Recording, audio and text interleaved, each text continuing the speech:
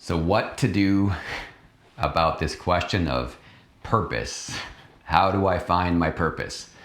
This is something that I have a lot of people come to me with, especially those who are kind of in midlife, maybe 40s, 50s, and they're feeling the sense of like, wow, I've really spent a big piece of my life giving myself over to something and I'm not sure that was quite it. And it's not that they have a lot of pain around it, but they're like, I really want to find something that I can sink my teeth in. And so they often will spend a bunch of time coming up with this, these beautiful purpose statements, or they'll come up with something that feels like it came out of a LinkedIn profile. Like, my purpose is to empower business leaders into B2B sales through compassion and authenticity. Nothing wrong with that. It's beautiful. We all have jobs, but the purpose question, in my view, really needs to go to a different layer. And I often have people start with something that is more about devotion and commitment than about purpose, because purpose it's a term that gets tossed around and I think is really poorly misunderstood. Commitment and devotion. So the question that I have people answer, which is not easy to answer, is what is it that you are so devoted or committed to creating in your lifetime that you'd be willing to die trying to create it?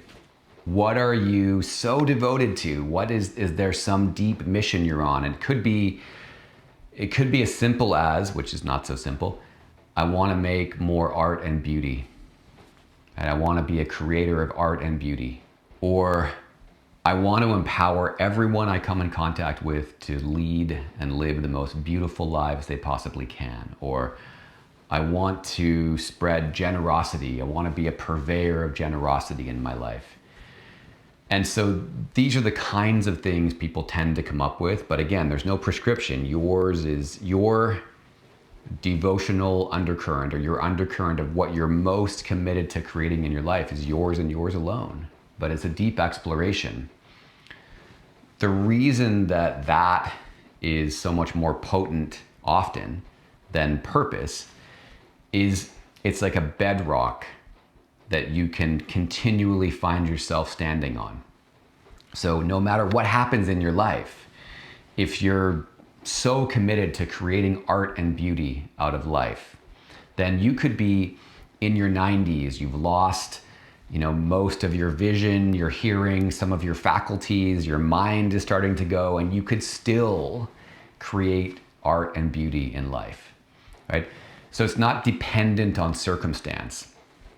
And I think that's the place where I think people get hung up, is that their purpose is often dependent on circumstance. Like, I have to make money at it, or it has to be the thing that I'm doing in my career, or it has to be my 9 to 5.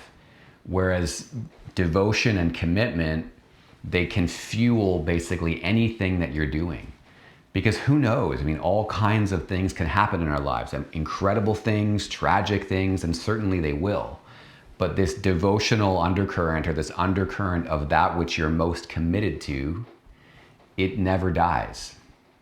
And so this is the place that I have people come to time and time again, is what are you so devoted to creating more of in your life, or creating in your lifetime, that you'd be willing to die trying to do it?